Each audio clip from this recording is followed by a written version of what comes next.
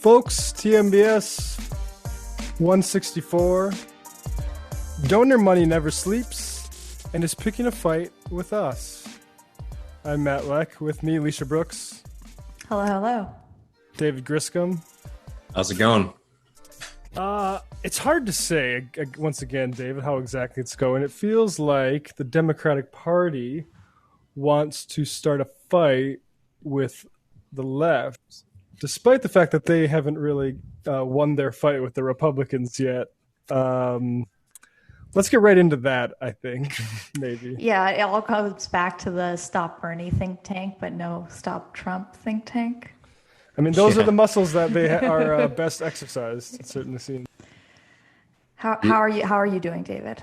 I mean, I'm doing. Jump in. No, I mean, I think we're just going to sort of, jump in. I mean, I'm doing okay. I'm, trying to pay attention to what's going on. I've been trying to pay a lot of attention to sort of the long-term ramifications of this race, specifically what happened in Texas, which I think proved, in my opinion, that this kind of suburban shift that the Democratic Party is trying to push for is not going to be a viable long-term strategy. Which is, bad for the Democratic Party, but probably good for everyone in general, because we don't want to, have another big suburban political movement like the Republicans were. Man, this weekend's been pretty wild, hasn't it? Been watching all these immediate attacks on the progressive wing of the Democratic Party, let alone the socialists, especially what's been lobbed against AOC. Matt, you're muted, sorry.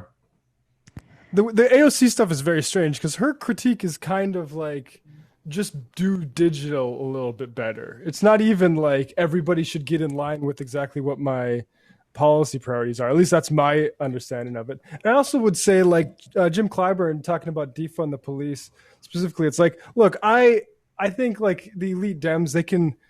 I wish they weren't so quick to try to own the defund movement, right? With like the kente cloth photo op and stuff like that. But guess what? If you look at voter registration, whether like it actually is the solution or not, people registered to vote when those movements were happening in the streets. So like the idea that those were harmful to even like these Democrats is ridiculous. I mean, I think there's certain like Sponberger's district, like that's CIA people. I mean, it's between DC and Richmond, right? Like, I don't know that maybe and Eric Cantor and the psycho that beat Eric Cantor previously represented them. Like, yeah. I don't know, like all these, there's certain Democrats. It's annoying who gets the veto. And it's one thing if, let's say, like a very hostile GOP wouldn't coup a certain constituency, but would coup another. But right now, Biden won with this suburban strategy, and the GOP also doesn't care about like doing extra legal stuff to maybe do something about installing Trump again. I mean, look, at this point, I still think it's likely that Biden will be in office, but like, there's no argument for chasing this demographic of people over a more working class one, besides ideological and what the donors want. I mean, I think at this point, it's 100% ideological. They still can't. I mean, this argument, I'm, fairly young for doing, politics stuff, but like this argument has been around since the get-go, right? It's like you only win elections by winning over this like center right middle.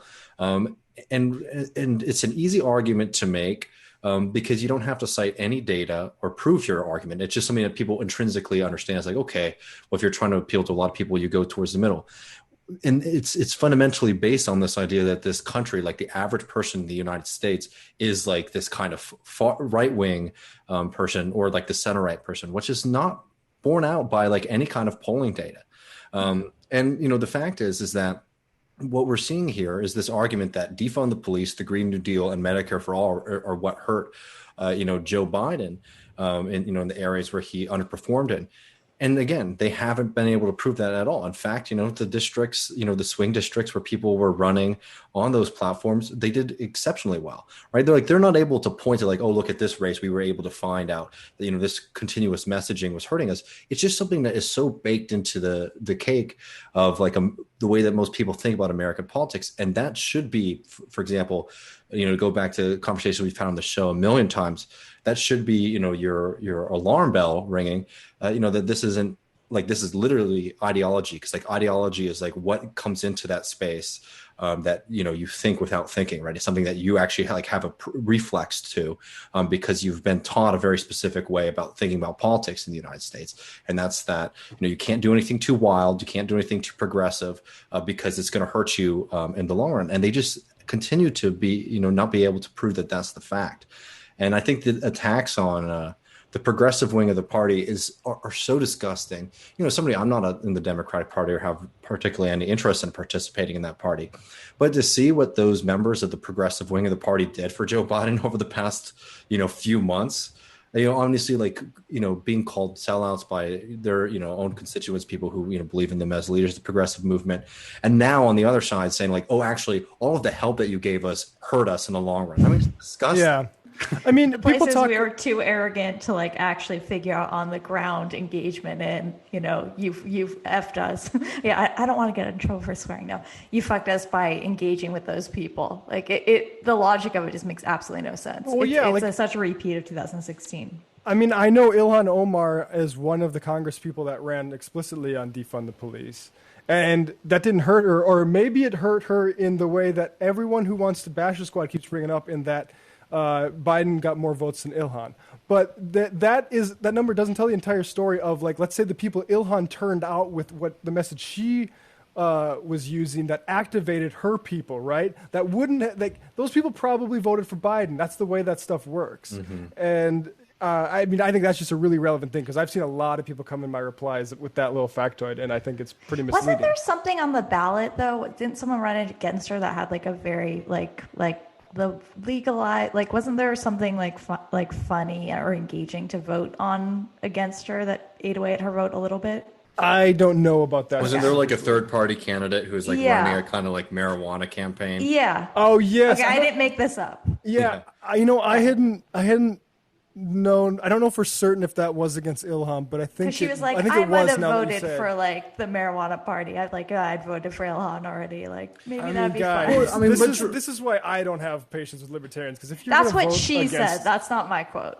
Oh, She was okay, like right. joking on air about it. Right. Like, I mean, guys, everyone's voted for Ilhan, me a bunch. If you have the chance to vote for Ilhan, you vote for Ilhan. Let's just. She was being it straight. charming and self-evasive. I mean, but the fact is that like, when you're talking about Ilhan specifically, is that Joe Biden was a disaster down ballot for the party.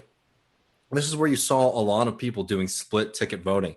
So, it's a pretty exceptional argument to make that, Ilhan Omar sort of, bucking the trend and still winning by a significant margin, right? Bucking the trend of like the National Democratic Party is somehow like proof of like her particular weakness, right?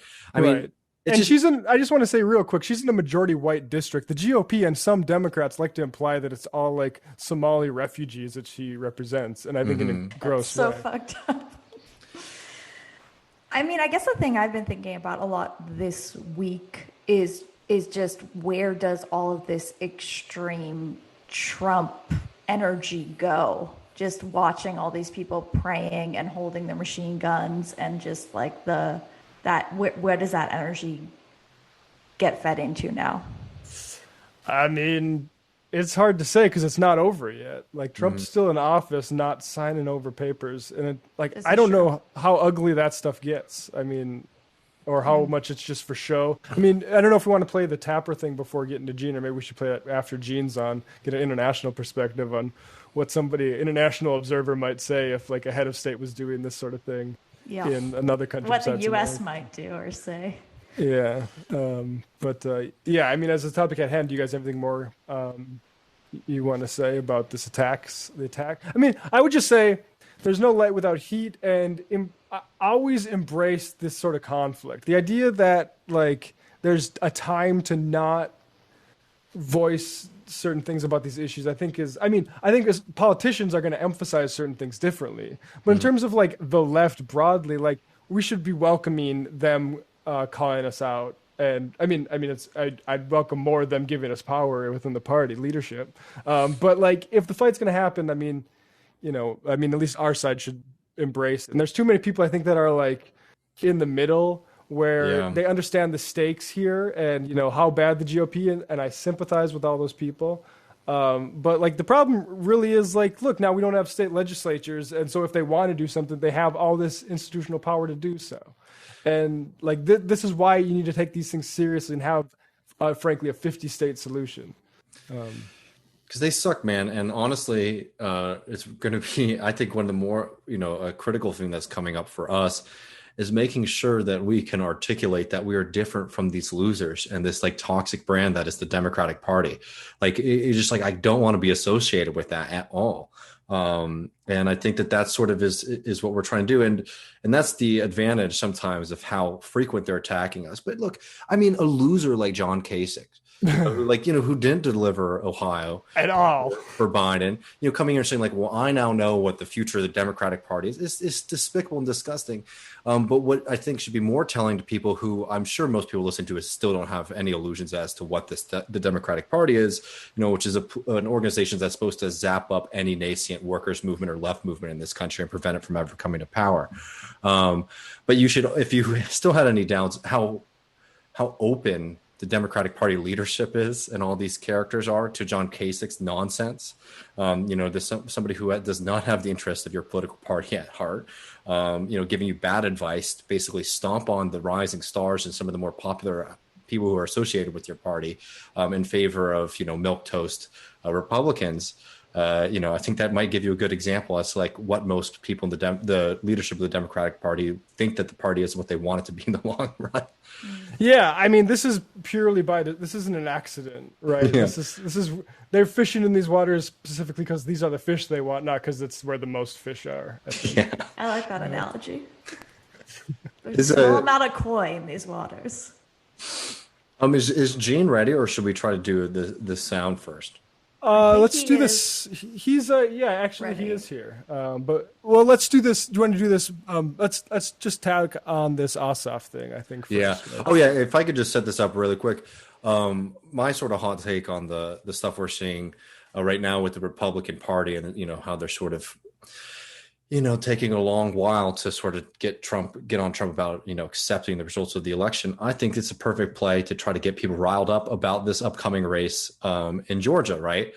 Which is a disgusting strategy on their part. Obviously, it's a very threatening thing to our democracy, but it just shows you how willing that party is to play the game and to, try to get people excited and to participate in their politics.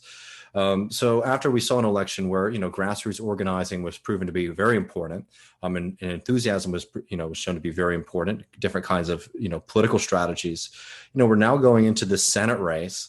And, they're trying to get us excited about this guy. So this is Jon Ossoff, who is a credit card Democrat, if there ever was one, who's going to be going up in this runoff here. And here's him taking some quick answers, giving some quick answers on, big issues right now on the ticket. People want to know what kind of person they're voting for, but I think they also want to know what policies that person supports, what you would do, what you would vote for if you were elected. Let me just do a speed round with you, Okay. if I can. Do you support the Green New Deal? No. Do you support Medicare for all? No. Do you support D.C. statehood? Yes. Do you support Puerto Rican statehood? Yes. Do you support defunding the police? No. Do you support abolishing ICE? No. Do you support expanding the Supreme Court? No. Do you support ending the filibuster? Maybe. Okay. This is good. He takes like 10 minutes on like, it's like the most nuanced answer he has there is about the filibuster. But it's just like, I should have, prefaced this in the right way. The first questions that she asked him about Medicare for all and the Green New Deal, those are two of, even according to Fox News polls, some of the most popular policy positions in the United States of America, right? And how skittish these people continue to be about them is disgusting. And at a certain point, what we need to do is we need to make them own it, that the reason that they don't support them is not because they're doing some kind of, 3D chess strategy move here to protect their seats. They're doing it because they don't want to support these kind of policies that are going to help out working class people, because they understand that the real constituents are wealthy and, they're significant corporate donors. I mean, we just really need to start making that clear, because all of these arguments that they're trying to avoid, coming off as too far left to win votes, that's being borne out to not be true in any sense of the imagination. Yeah, Asaf's pedigree, I am not a fan. Oh Of no, he that. sucks, man. Holy crap! I mean, it's like he's what?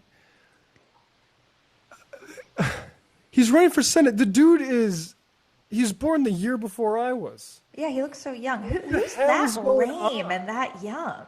Like he's Like a Gen Oh. X. Spent a good politician. amount of time at Georgetown University, so they beat that out of him and taught him how to be a good DC So character. lame. It's weird to me. Like Like- this is just like this is the fundraising Democrat, right? Like McGrath, right? Like Yeah. he lost in 2017 special election for a congressional race, which Yeah. frankly makes more sense for his age, if He seems nothing like else. he's like in some Freaky Friday movie with like, Pelosi or something. I legit, They like yeah. split a piece of birthday cake and swap bodies with a little boy. How old do you have to be a senator? I thought it was like I thought it was 30. okay, maybe it's okay. That's fair enough. But- I mean, Jesus. I might be showing my ass here. I mean, that sounds, I guess, right, given that he's running for it. But I assume Yeah, that it's 30. I Yeah, guess Mayonnaise Pete was pretty young too. it's 30. well, but Pete was a mayor. No, I like, know he was a mayor. I just mean to have this ideology. I just think it's weird to be a senator in your 30s. Like, I don't know. Sorry, I think it's a weird right. thing to even want to be. I'm feeling kind of queasy and sick. Let's get Djene in here. Yeah, all right. Welcome to the program. Everybody knows who this is. Djene Bajalan. I should know. Alicia, you want to take his Crew, crew? Yeah, Djene, you there? professor, dear friend of Michael Jamal Brooks. The Man. provider. Oh, I shouldn't say that. We're A research battling assistant. with the real credentials versus the top secret credentials. Hey, Djene, I like the sound deadening you got there. Thank you. I appreciate it. Actually, it's not originally up there for sound deadening. It's because my house is a tip behind me, and my partner Sarah was like, "You can't show people what our office looks like at the moment." Right. But yeah, I think it doubles up as sound deadening. It looks It- like it- sort of like Charlie Rose, or you've been kidnapped, depending on how HD. Yeah. Now a tip is a dump for our American listeners. Yeah, a dump. Yeah, a dump. So speaking of fancy international words, what do people out of Rome think of what's happening in this beautiful heartland USA? Well, I have to say, like, it seems there's like a general feeling around the world amongst, politicians, but also normal people of relief, because even if you're not, if you're not following American politics or the ins and outs, and you just look at politics on a superficial level, Trump comes off as crazy, right? They did a survey in Britain about, who would support Trump. And, almost in every single constituency, including very conservative leaning constituencies, people did not like Trump very much. He just didn't come off very well. I would note that my hometown, Kingston upon Hull, had two of the most pro-Trump parts of the United Kingdom in play. But in general, he was not popular because he didn't come across as a decent person. I think there's definitely a trend in American culture that is not quite the same in other parts of the world, that Trump appeals to, this kind of hustler capitalism that Americans buy into. I mean, Europeans and Middle Easterners and people around the world have their own far-right types of people. But I think Trump was a very peculiar person for many people outside the United States. Not to say that he didn't have his fans. He definitely had his fans. Boris Johnson and many conservatives in the United Kingdom, I think, were banking on him winning, especially given the delicate nature of the negotiations with the European Union at the moment. Turkey was very upset about Trump's defeat. The lira took a real hammering on election night. Places, Urban in Hungary, I think, was upset. So there are forces in Europe, of course, and around the world that, weren't happy to see Trump go. But I think there's a sort of general consensus from, even the center right all the way to the left that, thank God Trump is gone. The question is how much of a difference it's going to make in practical American policy. I think there are important differences that are going to take place. But, at the same time, you can make the argument that Biden and a more competent national security administration could also be dangerous, but in a different way. But I think Trump did have some, very specific things about him that made him particularly odious. So the cult of personality was not as translatable internationally. Yeah, I don't know what you guys think, but I think. But it's interesting because I remember I was talking to some friends about this. How Trump really became such a symbol of the far right, not necessarily saying like, that he was popular with all like right wingers across the globe, but like I remember, like last month or so, there was like those big anti-mask protests in Berlin, and there were Trump flags everywhere. Like he really was a symbol of something, I think like the cheap word for it would be like, right populism, but something that was, felt very dynamic and rising a couple years ago, and people now are starting to write obituaries for. Yeah, I would. There's a minority that really likes Trump. Like I cited the example of the poll they did in Britain. Trump wouldn't win in any constituency according to this poll, but he would get a good 30 to 35% of support, which is, wow.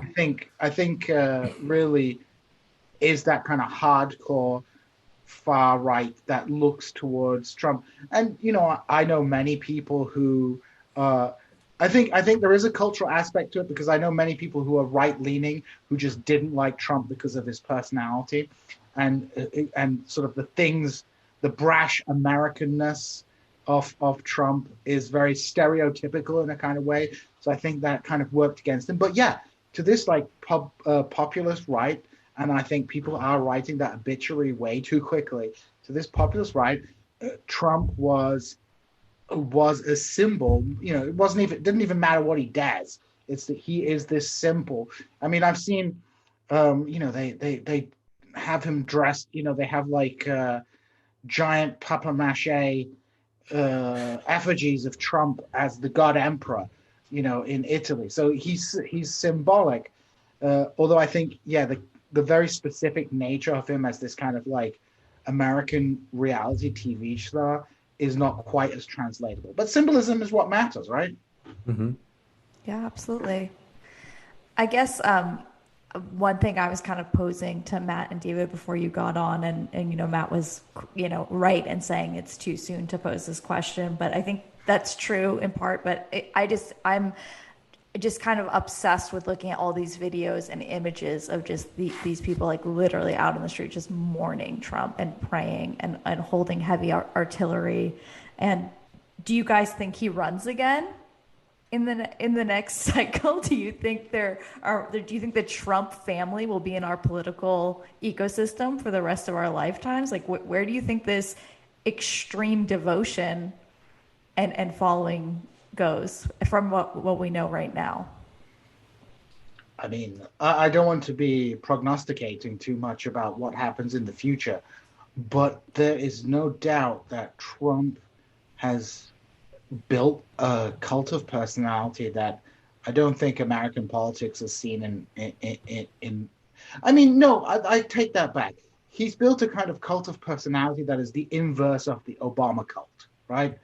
So whereas the Obama cult revolved around kind of often quite, Obama ruled as a pretty standard Democrat, but he was like all this positive, hopey, changey, Sarah Palin said, appealing to people's best natures and like behaving, even if you hated Obama's policies, he behaved, like a president is supposed to behave. But in the end, he was like pretty much a regular Democrat. Trump, when it came to policy, was pretty much a regular Republican. Like, I don't know what deconstructing the administrative state is, but it sounds a lot like deregulation. So, he ruled but he built this huge cult of personality around himself. And, I have not been particularly, I feel a bit relieved as someone who is an immigrant to this country, although a privileged immigrant, like the Trump administration is a constant source of worry in case you do something wrong with your paperwork. They're not going to forgive you, that kind of stuff, right? So I felt relieved, but, I didn't feel any sort of sense of success or optimism for the future. But when I saw, those like right-wing Christians in Springfield screaming and crying, like I did, I did take a little bit of joy in that, but it's scary. It's Yeah. it's scary that these people are so invested, and this is what it comes down to. The Wall Street Journal after the election said this election is a defeat for identity politics, which I think is totally wrong. This election is was the pure identity politics election. Yeah, Joe Biden put it best. It's about the soul of America. So it wasn't about policy. It was about what kind of image you wanted to protect. And American politics, in the absence of there are differences between Republicans and Democrats. Oh no. I'm not saying there are no differences, but in the absence of a very clear. Hello? No. You just cut out a little bit, but in the absence of a very clear agenda, I think. In the absence of a very clear agenda and a very clear narrative, Democrats are always, and we can't do this and that. It becomes pure about values which don't actually mean anything. And I do it all the time. I always compare things to Turkey. But in Turkey, over the last, the fight about policy, but more about this coming out secular, progressive. It's dissimilar to the United States. Are we? Sorry, Djene, we're only getting about 40% of what you're saying, unfortunately. Should we let's play a clip here, just to kind of maybe your internet will reset itself. But we got a video here about the vaccine that David showed me. This is so wild, but yeah, do you want to introduce this, David? I mean, I don't know how to introduce this. It's just a thing I saw on TikTok that is, insane. Yeah, so at Coping MAGA has sort of been curating the best of the difficult coping stuff online, and I mean, this is genuine. And here it is. I'm gonna fade the music out just because we don't want to get. But chip implanted. So this is all about the vaccine, right? And she's saying, "Yeah, play a little bit of music." Okay. I'll just narrate. Not ready to die yet. I'll take the vaccine.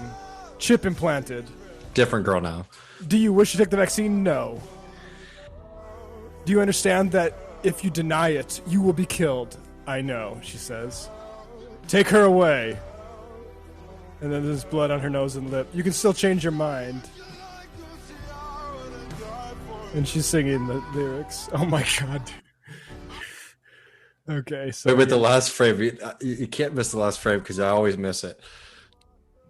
So she's crying and praying. But she makes it to heaven because she's a good and faithful servant, right? And I mean, this is a hilarious video, obviously, and I think it's very important that we're not overstating, how many people are thinking like this. But it's been pretty wild to see the refusal to deal with this virus. One, as like a public health threat that it is, but then two, like these wild conspiracy theories that this is going to be how they implant the mark of the beast, and bring about the end times, right? This is beyond actually just a fight for your survival, but actually like a fight for your soul. And that's just proliferated throughout this, these past few years under Donald Trump.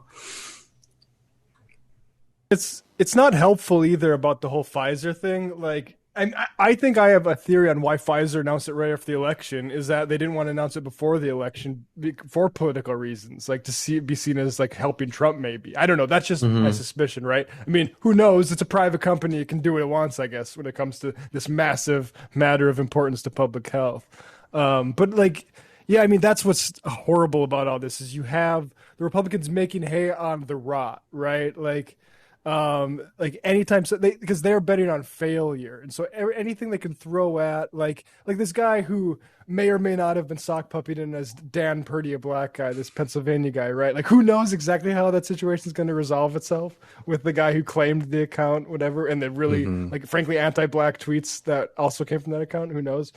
But the things that they say, right? Like my life didn't get a whole lot better under Obama. Like the Republicans, this is one of their main content for propaganda at this point is just failure porn and blaming Democrats. I don't know if you guys have anything to respond. I just did Gene regain his internet? I just didn't want us to completely Oh no, can you guys hear me? abandon. Yeah, but it looks like you might be back a little bit. I think we got you back. Do you want us to circle back and wrap up that point just so we didn't? Yeah, I mean the point I was making was simply that American politics is revolving around cultural issues on both sides, and it's a battle not over concrete material policies, although there are material differences between the two main parties, but a political conflict that is entirely oriented around values, identity, and that's why you see these people, I think, so deeply invested in Trump as a kind of almost religious figure. I mean, I mean, what else is there? Like Matt said, things have been kind of like, I think the best description is like meh. Some people have done better, but it's been there hasn't. Obama's period wasn't particularly great, and so people don't follow politics every day, so they just look at who's in charge and gravitate. If their life is doing better under Trump, they assume it's all to do with Trump. Yeah. Yep. And if you're good and you resist getting the vaccine chip implant, you go to heaven. I mean, but I think, Djene, you're 100% right. And I have a video coming up with Jacobin later this week, where I'm sort of taking a dive into, what happened in Texas, where you had, it should be noted again, Joe Biden won, the Latino vote in South Texas, for example, by significant margins. It wasn't that it was necessarily close, but Trump ate into those margins significantly. I mean, areas that Hillary Clinton won by 39 points, Biden only won by 15, right? And this is after 4 years of this hyper racist, horrible presidency. But there are all of these issues. One, people were saying that it's about the economy, and Joe Biden completely failed to, for example, show how much of a disaster Donald Trump's coronavirus response has been, not just on the health aspect, but on the economic aspect. And people were associating the stimulus check with Trump and thinking that he was going to try to do more in the future, because Joe Biden was sprinting in the opposite direction, the entire campaign, right? You can make your technical arguments of who put out the better plan on their website, but what matters is what people are absorbing out in the public. And it's frustrating for me to sit here and listen to Democratic pundits instead of, realizing that you actually have this huge opportunity to be able to pick up all these voters, basically just call them stupid and, say, well, they should have gone online more and checked out, gone 15 pages into Joe Biden's plan to figure out that his plan actually would help them more, right? It's just it's crazy. I mean, Springfield's a small, relatively conservative town. So outside of the university, a lot of my friends are, centrist or conservative leaning people. And, their general opinion was they don't like either party. They think both parties are corrupt and out for themselves. And they'll criticize Republicans and they'll criticize Democrats. But at the end of the day, many of them came up to the opinion that, well, the Senate and the Congress aren't doing anything. The only one who seems to want to do something for the American people is Donald Trump, because they're not following these things detailed, because they've got busy lives and they've got better things to worry about because they have to make ends meet. So blaming the voters, there are a certain cadre of people I blame, right, who have no excuse. The kind of small town notables, the professionals, the lawyers, the medical doctors, who are all conservative leaning and who know a lot of the time the stuff that they're saying is utterly nonsense. But there are just lots of regular people who just don't follow what's going on. And so they get the opinion that Trump's the only one who seems to want to do something. And yeah, he might be a bit... I mean, this is why his debate didn't do well, because, people had heard him being a jerk, but they were like, that's just Trump. But when you see him being a jerk for an hour and a half, then that turns people off, right? Right. I always talk about this. The people need to think especially people who follow leftist media, you need to understand that that is not the rule for most people, right? Like you have to think of it as like when you're dipping into actual information, and most people aren't like constantly in it, listening to hours of podcasts and YouTube content and journal articles a day, right? Most people are like, boop, we'll take a sample, boop, we'll take a sample, and the rest of them I'm like watching Food Network and sports and like living my actual life. And so all Trump has to do is be like, oh yeah, that check for $1,200 that had my name on it. You're very welcome for that. And then like Pelosi and Schumer never were able to coalesce around an actual affirmative case for like, let's make sure states can actually respond themselves in our federal system with the money they need, or let's make sure people actually have an income during this entire thing. They're never able to do that. So at the last big news story about like, are we going to get another round of COVID checks?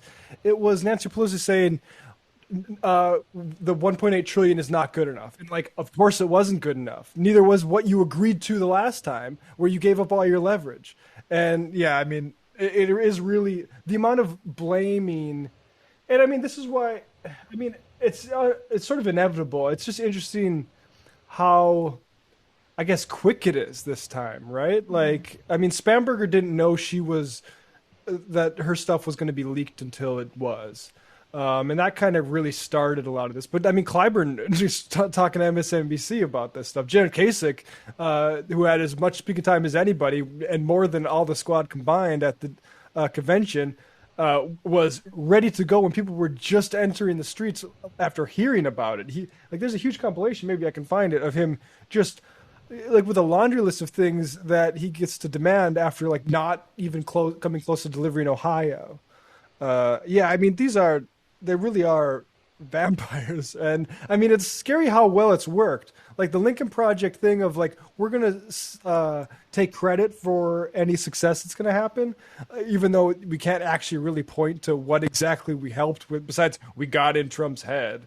But like, I've heard anecdotally that like just their reputation among normies is, and people that like we were talking about that only occasionally like dip in every once in a while, is that they were key to defeating Trump. And speaking of normies, which by the way, I think it is great to not be obsessed with, that is like not a negative at all, but that's just a reality. Most people are just too busy to have the time to take in all this.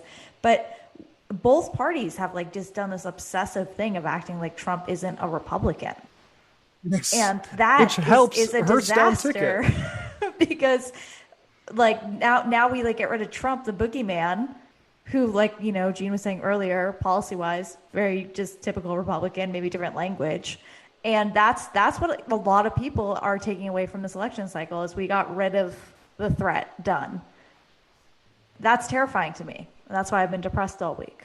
Oh, absolutely. I mean, and Trump isn't that particularly different than a typical Republican or like Bush, right? Like there's like, I mean, we've made all these points about competence, right? Like the George W. Bush, Carl Baer was talking about the difference between Bush's reelection and the Defense of Marriage Act stuff as just like a honed surgical strike. And now you have these jokers, but they have more, I feel like they have, and I don't know this for a certain, but like it seems like the legislatures and the just overall consolidation of power throughout all levels seems to be more Republican now or something. And maybe that's what's letting them gas this with a lot less discipline. Well, it's like the foreign policy discussions that took place. All these idiots, including people on the left who were like, well, Trump at least is less anti-intervention and things like this. That's a nonsense. It's like the Bush administration was certainly more competent, I guess, at sort of building up for war.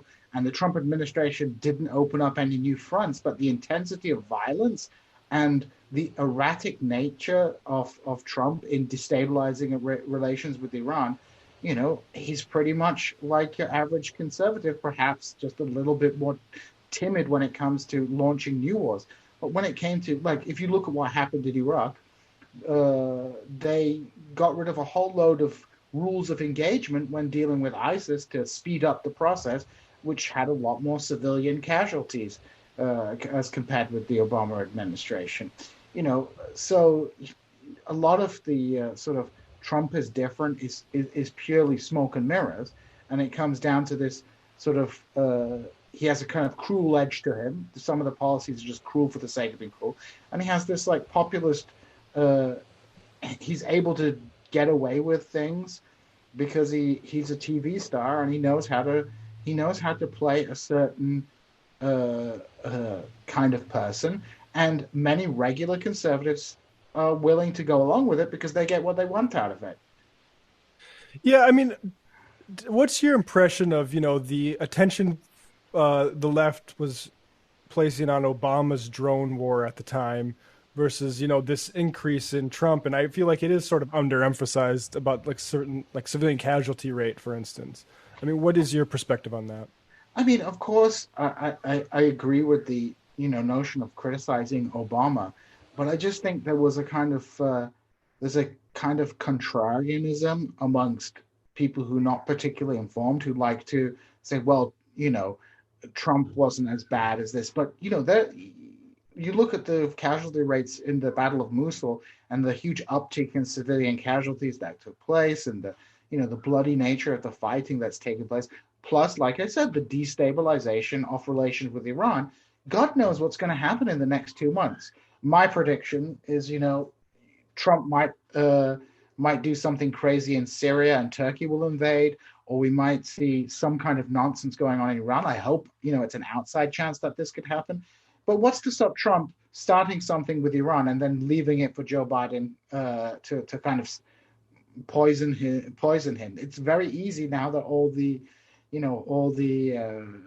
guardrails of the nuclear deal are gone. So, like, I really get kind of irritated by the contrarianism. I mean, the contrarianism of people going, well, why are you criticizing Trump when you didn't criticize Obama? It's like, well, yeah, many of the people who are criticizing Trump now are also the same people who are criticizing Obama. Yeah, it's like with the border issue.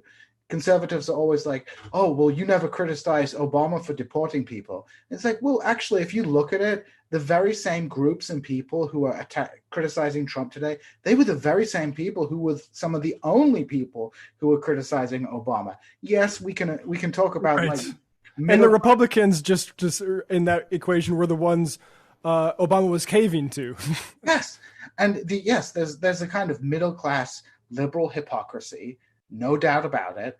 But, many of the activist people on the ground are the same people who opposed the deportation of children under Obama are the same people doing it now. The same anti-war people are the same that, are not, weren't cheering on Obama's drone strike. So it's kind of a ridiculous way to set it up. I think I think it's really important. I think like Glenton Greenwald had an important article about like the Bush administration being really bad. And I think that's important to say that Trump is not sui generis in terms of being terrible. And in many ways, the Bush administration did a lot of worse things.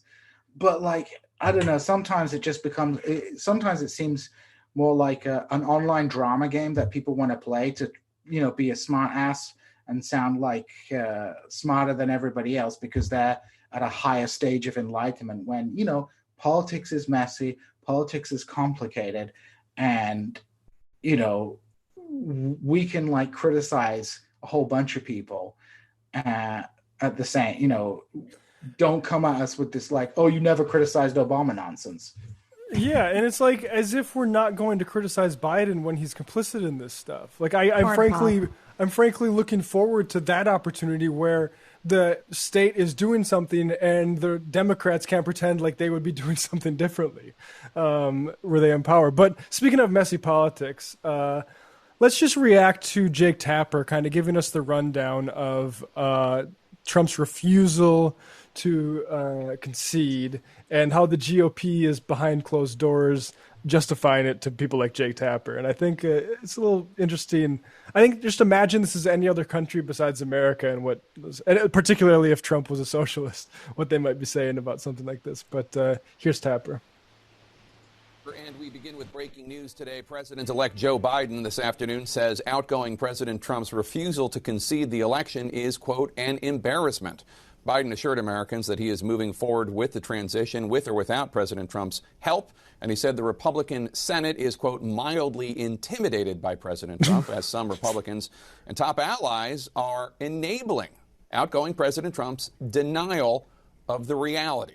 It is weird, I just think, to use the language of, like, harassment and, like, interpersonal stuff, like, the enabling. I guess it's true, they're kind of enabling.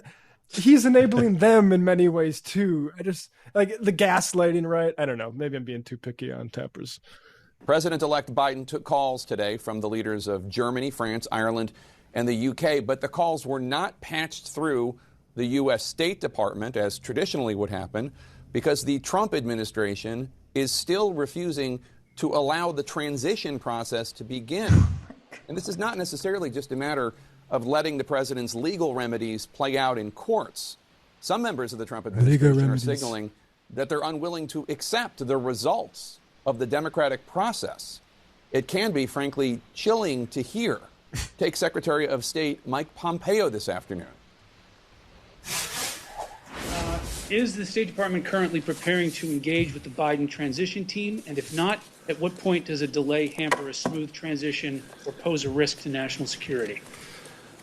There will be a smooth transition to a second Trump administration. Always so out of breath. Into a second Trump administration. That is madness. And at the same time, Secretary Pompeo was saying that, Vice President Mike Pence was on Capitol Hill detailing all the Trump lawsuits and supposed voter fraud at the GOP Senate lunch. The White House is also... He also reportedly is gone on vacation. So now, yes, I heard this. Hiring top officials at the Pentagon and replacing them with fierce loyalists. And most Republican officials in Washington are going along with this. Here's Senator Ron Johnson, the chairman of the Senate Homeland Security Committee. Senator, have you congratulated Vice President Biden yet? No. Why not? There's nothing to congratulate him about, Johnson said. Down Senator ballot Roy sucked. Blunt, a member of Senate Republican leadership, said today that President Trump, quote, may not have been defeated at all, unquote. Let's be clear. President Trump was defeated. He lost substantially in the popular vote and substantially in the Electoral College. Now, yes, we are all waiting for the counts to be officially completed and the results to be certified by the states, as happens every 4 years. But this thing is done. Democratic Senator Chris Coons said today that his Republican colleagues are privately asking him to pass on congratulations to President. So Coons, just to stop this, is interesting because he's the other senator from Delaware, very close with Joe Biden, and also horrible, horrible politics. Like maybe he's the type of guy who wants the Senate to go back to like the olden days. I honestly think I think he literally agreed that like the expansion of democracy posed challenges for like the deliberative body and stuff. So like Coons is a horrible guy, and once Biden actually takes power, you're going to be hearing a lot of him as like the outreach guy to these sensible Republicans. Is there a movie where there's a villain named Coons or a book? That sounds familiar, actually. Yeah. Privately asking him to pass on congratulations to President-elect Biden because they cannot do so publicly. This is not just cowardly, it is dangerous. Now, I've spent some time today talking to Republican officials on both ends of Pennsylvania Avenue, and what they say is no one out there should worry that our democracy is in actual jeopardy. They say this is all part of walking President Trump through this process emotionally, that they assume that while he may never concede, he will leave. There will be, they say, a peaceful transition of power to the Biden-Harris administration on January 20th.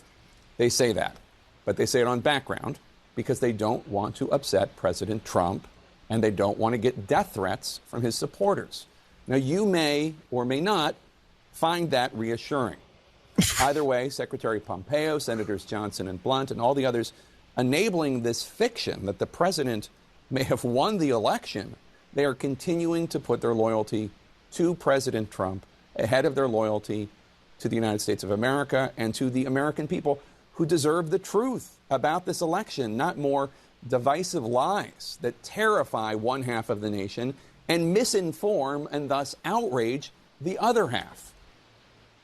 Can I just make a point about the way that this is covered? Mm-hmm. It's like it's entirely psychologized, that it's all to do with like everybody having psychological. It's like a high school drama, and they need to get the school counselor in to talk to everybody. You read my mind. Like the way he like slinks out, being like, "I'm not going to congratulate him." It's very much like, "See you in guidance." Like, bite me. Exactly, and there's no content. There's no sense that there's actually a deeper political conflict taking place, a deeper ideological conflict.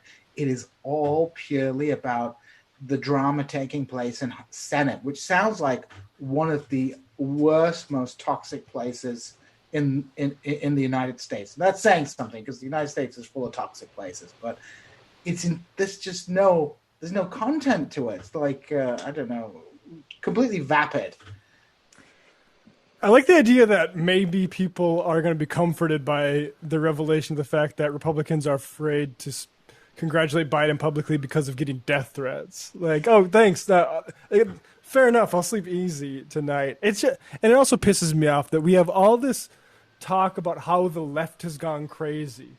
We never really have and that's a bipartisan conversation often. Speaking of somebody who just got retweeted by Jonathan Chait earlier in the evening accidentally, and made me feel very strange. But like, we never have this. This is the problem, right? Like the Republicans have lost control of their base entirely. Like, and it's evident in this COVID response. It's evident in this election response. Like, to the extent that there is, look at the way that they have to tiptoe around, like, doing stuff. Like, I talked to people in North Dakota that thought after the election maybe Burgum would be a little bit more sensible and institute like a mask mandate or close down bars. Nope. He's still a Republican, right? That stuff's still bullshit and lies from the mainstream media. I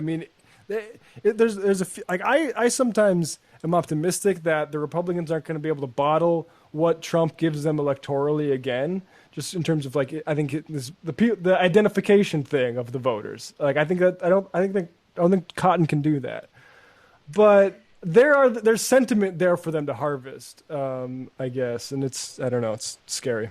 Don't you think one of the reasons that all these senators, especially like people like Lindsey Graham and Ted Cruz, they're doing this is they want Trump gone, but they need to put up a good show. So when it comes down to 2024, it's I was the loyal one to Trump, because they know it. The political agenda without charisma is what happened to Mitt Romney, right? 100%. And so they need to have that Trump vote, so they have to play ball.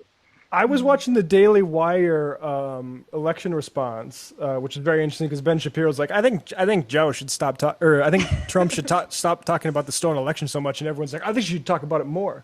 But those guys were literally talking about Trump as a great man of history.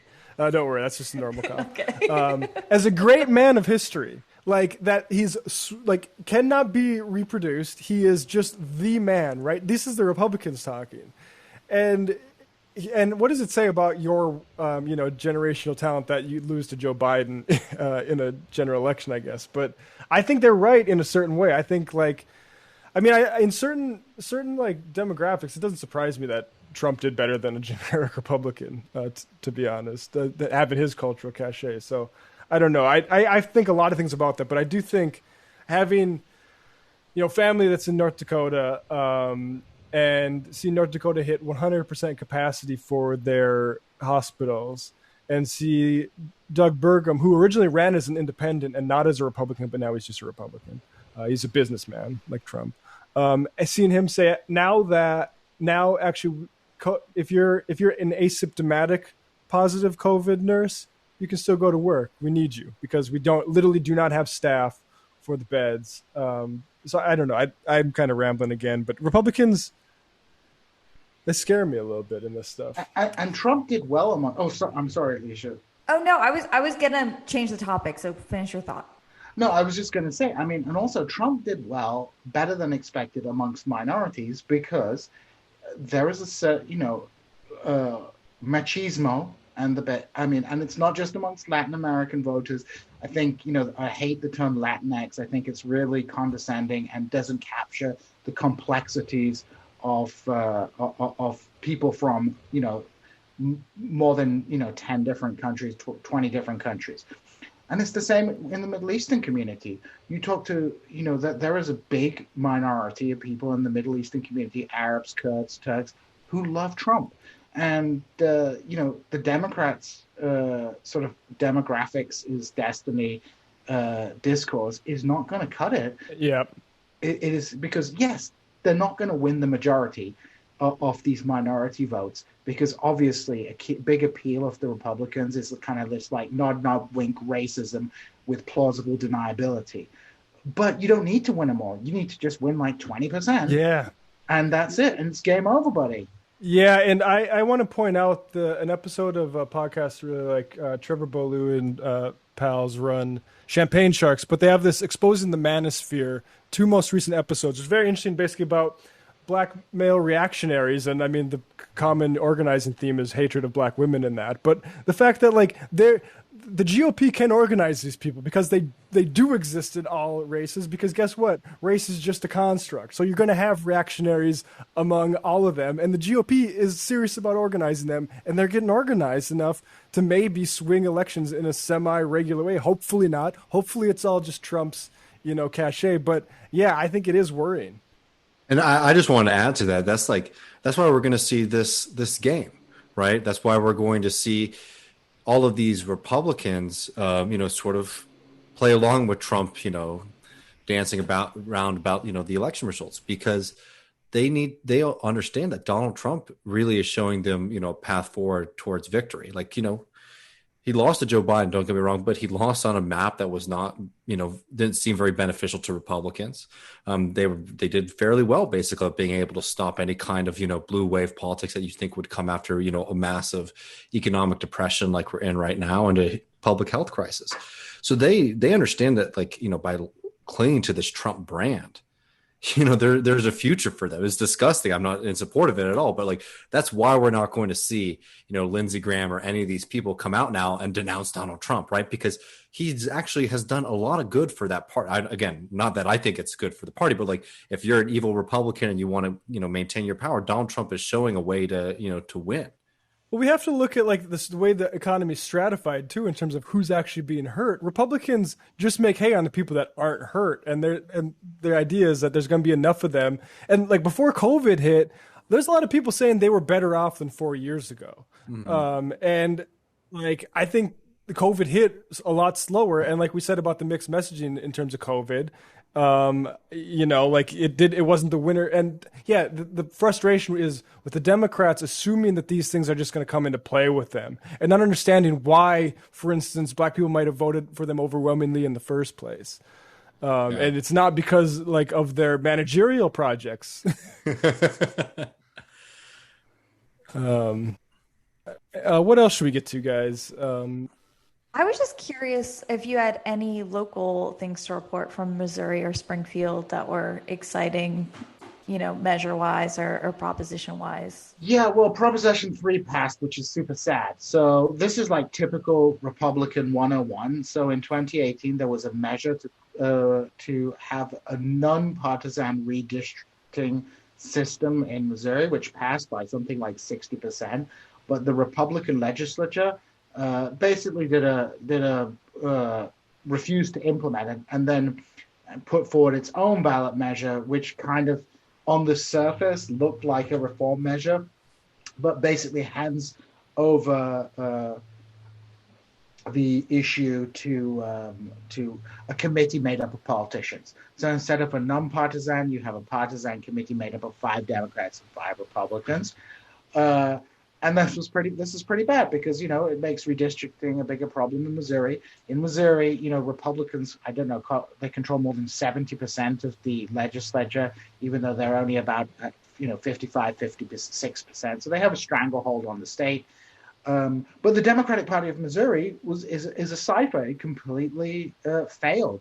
They have turnout machines in places like St. Louis and Kansas City to a certain extent. Cori Bush won her seat in Missouri. I think, and this puts pay to the idea like, oh, progress. I mean, yes, the St. Louis is it is not rural Missouri, but it's the Midwest. So when people say progressives can't win in the Midwest, it's nonsense because Missouri is in the Midwest. Right. So it's been a pretty bad election for Democrats in this state. I mean, in my constituency, in which Billy Long was one of the first congressmen to endorse Trump back in 2015. He won re-election. The Democratic candidate dropped out. There was all kinds of nonsense. So, it really comes down to what you were discussing before I came on, is that, even from a perspective of like, let's forget the ideology, but from the organizational sense, the Democratic Party of Missouri has really embarrassed itself and done extremely poorly, and it's going to keep doing poorly because they don't know where they're going, and it seems, like in small towns like Springfield, it's basically, and I don't mean to sound condescending, it's basically an organization run by boomer feminists and their aging and their supportive husbands. But it's an old organization, and it is very suburban. Like my neighborhood was like 100% for Joe Biden, but it really doesn't. It really seems like a very elitist organization in terms of its makeup, and it's a very Byzantine political structure. So, it's harder for new blood to get in. So, it's kind of a sad case in Missouri. But there was lots of crying from religious people about Trump losing. So, take some schadenfreude from that. Well, yeah. I kind of want to go into one more thing with Djene from London town. The Telegraph posted a letter from 28 conservatives challenged the idea of portraying multiple perspectives on history. This is from I'll share the screen here. Posted by Sundar Katwale. The letter is the first public activity of the Common Sense group of conservative MPs and peers formed to speak for the silent majority of voters tired of being patronized by elitist bourgeois liberals whenever issues such as immigration, law, and order are raised. I think this is kind of interesting given our discussion of identity politics and how the future might play out, and just the weird sort of, because they say, these bourgeois liberals, but later on they denounce Marxists. And let's just run through this a little bit. And I'm curious what your take is, what the Tories are after here. So I'll just read it for, Sir, the Common Sense Group, 59 conservative MPs and 7 peers, was formed to speak for the silent majority of voters. Part of our mission is to ensure that the institutional custodians of history and heritage tasked with safeguarding and celebrating British values are not colored by cultural Marxist dogma, colloquially known as the woke agenda. So when the National Trust implicitly tarnished, so they're pissed about, like, say, in Chartwell had some association with slavery, and Trafalgar, like those sorts of, don't historicize the myth sort of conversation. But I'm curious because, like, there is, like, we agree that there is some sort of corporate managerial project here based around identity politics that I think we would put in like the white fragility as the icon of, right? That's exclusive of any critique of capitalism. And that is a major issue we're going to be dealing with on the left, particularly like with regards to how they're pushing Prop 22 nationally, right? Yeah. And then you have conservatives talking like this. So I'm just curious what you guys say about this sort of thing.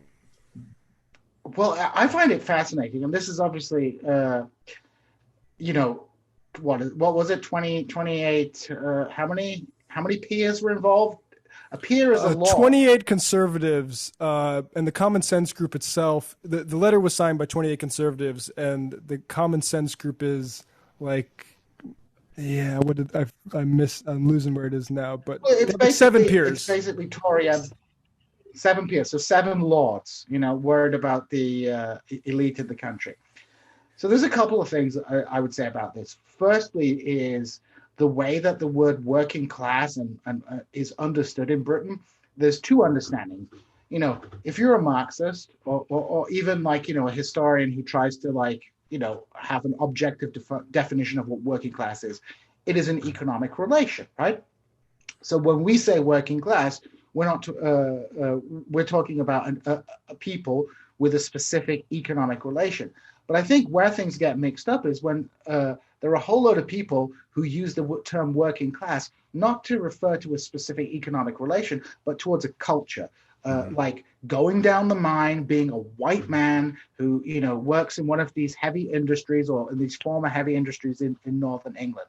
So when people talked about labor losing the working class vote, it lost a particular wing of the working class, the white northern working class, people I grew up with, people who are in like a really impoverished, deindustrialized part of the country, and who in the past had this strong working class identity.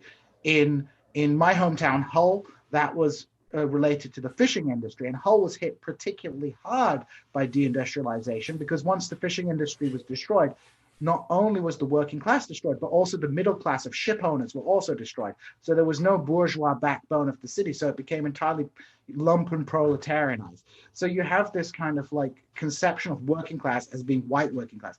Labor did very well amongst people of color, the majority of whom are in working class or petit bourgeois professions and things like that. So I think this is like very coded language to appeal to a sense of what people conjure up in their mind when they say working class. And it's not too different from America, because when people say working class, they're thinking of somebody who works in a steel mill. They're not thinking of like a Latino woman cleaning toilets, right? So there's a kind of cultural spin on that. And this is basically just Orwellian political correctness from the right. Don't tell us the truth. We don't want to know it because you basically, you're hurting our feelings. And they're complaining about so it's an inverse of the woke, of the inverted commas woke agenda. Don't question anything. But something you said, Matt, which I think is really important, is that you've got this like corporate wing of wokeness, like the D'Angelo book, but then that we're often like very focused on like denouncing that and saying that's not the left, that's like corporateness. But I think we do have to admit that there is a kind of PMC, and I don't like that word because of the way it gets used, but there's a PMC wing on the actual radical left that does deploy these things. And we saw it with what happened to Adolf Reed, with utterly ridiculous nonsense taking place. And you can't blame that on corporate, diversity politics. That is, the moralism on the left. That's the stuff that Michael always used to like rail against because it's ultimately destructive. So we have to deal with that kind of nonsense on the left as well. So I think this is part of the culture war, basically. They don't want historians that are going to make things complicated, upsetting the nice, neat narratives that they have about Winston Churchill or about Lord Nelson or whoever it is in English history. And that's not different from what's going on in America. Do you have a perspective on the future of that ability to do history? I know Daniel Bessner talks an awful lot about, the bleak future for historiography. I'm curious from your perspective, what you think about that. I mean, in terms of what is actually being produced in academia, I think there's like really good stuff getting produced every day. I think, it's a knock-on effect. People challenge the historiographical perspectives. They like dig in, and you get like really innovative and interesting pieces of work coming out of that. Will that affect the public consciousness? That's a completely different debate. Or I guess, will we be allowed to continue like producing that sort of stuff? I guess. That's another. I mean, one of the reasons we have problems in Middle Eastern studies. This is a very good. And Bessner has talked about this before, I believe, as well. But in Middle East studies, particular, it's like everybody does their PhDs on topics that are going to get funding, and there are certain topics that if you want to do corruption in Saudi Arabia, and the Middle East center you're at is getting like millions of dollars from Saudi Arabia, that's going to be a problem.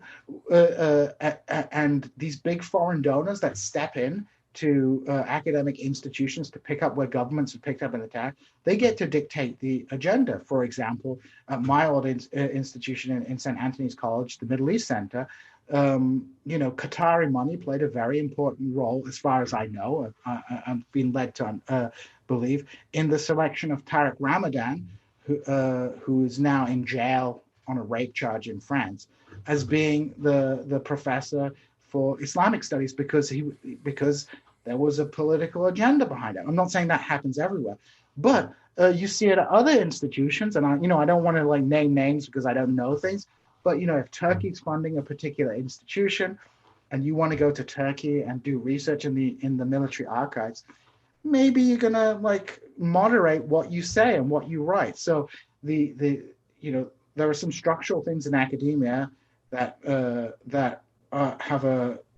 will seriously undermine what people study in the past. Study because that's where the money is, and and academia is an absolute mess at the moment in terms of jobs. So it's like a brutal dog eat dog world. People are trying to make a buck out there. So when foreign funding comes along, you follow the research agenda, or at least you don't try and rock the boat. So, right.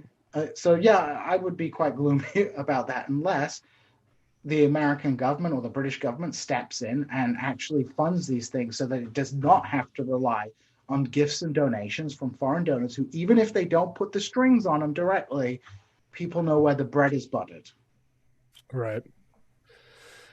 Yeah. Well, not a whole lot upbeat really to launch off there, but Djene, we appreciate you joining us. I don't know, you guys have anything else we want to discuss with Djene? Professor at Missouri State, we have to actually do your credits. We were a little goofy when you came in. Hey, I always love coming on with you guys. It's great to see you all. I'm looking forward to getting more pictures from David of his grilled meat. I was about to ask you, have you started with your euphemism. Have you started with your Webley Smoker Mountain yet? No, not yet. All right, you need to get on it. I have been trying out the different barbecue places, but yeah, I'm looking forward to seeing David's grilled meat. And, it's really great to catch up with you guys. And, I wish you all the best. And it's been a total pleasure. All right. Thanks, Djene. Thanks so much, brother. Thank you so much. You take care. Bye. All right. It's good talking to Djene. You never know where a conversation with Jean's going to go. No, that's very true. But it always goes, and it's always interesting. Oh, it always goes, for sure. Yeah, man. Well, I think before we go to the post game, unless y'all had any other sound, I was just going to do this Peru update. In the post game, we're going to be joined by Joshua, right? Oh, Joshua actually bailed. No. Okay. No, he can't make it next. So no Joshua. He might be busy trying to prevent a coup. No, he was excited to come, and something came up. But we have a lot of fun stuff in the post game. We're going to do another victory lap of Evo Morales. And guess what? American newspaper still has a problem with Evo Morales. That will be revealed on the other side. We're going to watch some soon-to-be classic Donald Trump videos. Lindsey Graham, shows the ball to everybody. A few other more fun videos, and take some Discord questions. So definitely join us on the other side for the post game. But before we get there, I just wanted to, start to cover this story. This is definitely just going to be the first introduction to what's happening right now in Peru. I don't know how much y'all have seen, but just today there was a coup, or the president of the country was forced out, and a replacement was put in, and very similar to what we've seen, in Bolivia, though the circumstances of the previous president, it's not the same situation where it's like a left-wing government was pushed out. Instead, what this story really is about an executive branch that's been fighting the legislature for a long time. We'll get into that a little bit. But it's worth noting that the new president of Peru is another one of these characters who got like 5% of the vote, very much unknown in the country. So it's something that we'll definitely be watching closely.